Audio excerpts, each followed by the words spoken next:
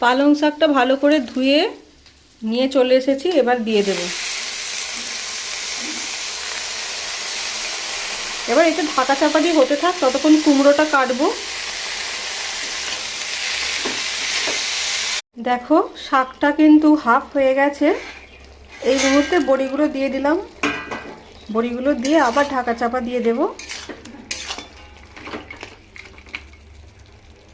আমার হাজবেন্ড না সব রকম শাক খেতে খুব পছন্দ করে, মানে রোজ তার পাতে যদি একটা করে শাক থাকে খুব আনন্দ, এত শাক প্রিয়। আমি যখন বলি এক আঁটি করে শাক আনবে, সেই 2 আঁটি করে নিয়ে চলে আসবে বেশি বেশি খাওয়ার জন্য।